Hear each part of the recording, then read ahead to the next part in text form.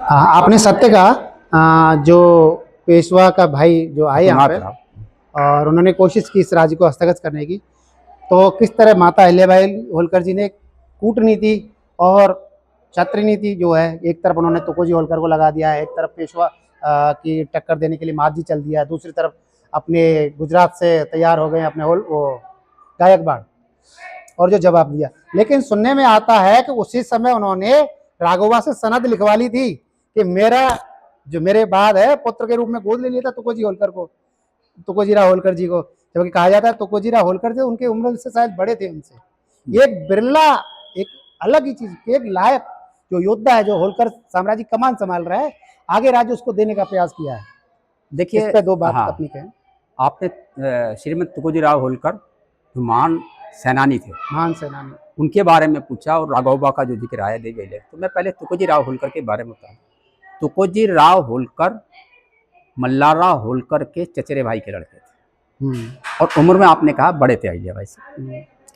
लेकिन वो जब देवी राज्य पे संभाली, उन्होंने राज्य का प्रशासन संभाला, तो सेना की कमान उन्होंने अपने तुकोजीराव होलकर को दी। जब राघोबा ने हमला किया था उस वक्त तुकोजीराव होलकर दूर थे।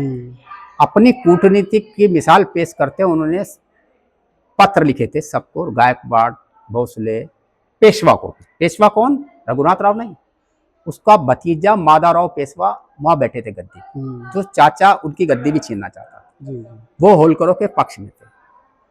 तो उसकी भी एक वजह थी, उनका एक दीवान था जिसे गंगाधर तात्या भी कहते हैं, उसने पत्र लिख करके राघोबा को बुलाया था, ये महिला और ये ऐसे।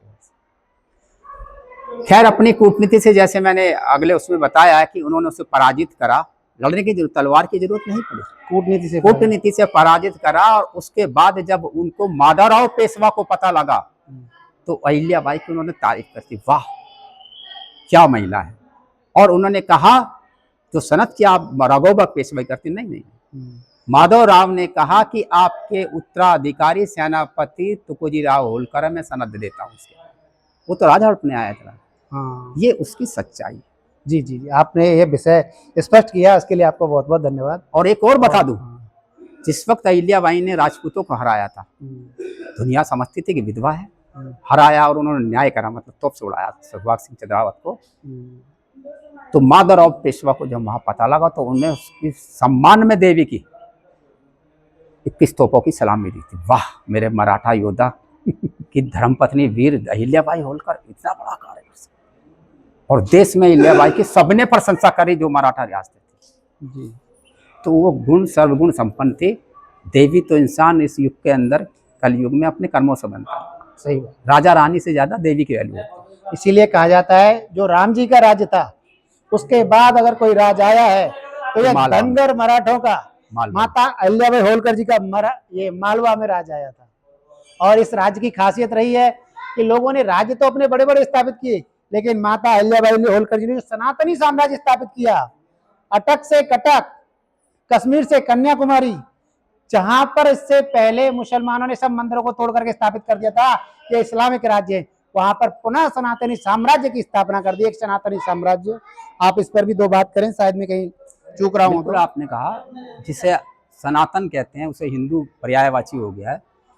विनोबा भावे ने और जवाहरलाल नेहरू इन्होंने कहा है कि मैं जहाँ जैसे जवाहरलाल नेहरू का, मैं जहाँ जहाँ गया वहाँ मुझे देवी के जो कार्य किए गए हैं उनके चिन्ह मिलते हैं। ऐसी महान शासिका, ऐसी महान देवी, भारत की हर जगह उनका चिन्ह मिलते हैं। विनोबा भावे ने कहा कि तलवार से जीतने के उदाहरण तो दुनिया में सब मिल जाएंगे, प्रेम से दया से दिलों पे राज करने वाली एकमात्र अहिल्याबाई होलकर है। इसीलिए कहा जाता है कि अहिल्याबाई होलकर के राज्य की सीमाएं हिंदू धर्म अर्थात सनातन धर्म की चौकिया कहलाती है। और सबसे बड़ी बात, पूरे देश में अराजकता थी, और कहते हैं उनका राज मालवा का सतयुग कहलाता था, जब चारों ओर मार काट। ये उनकी महानता। मालवा का सतयुग यानी राम राज्य।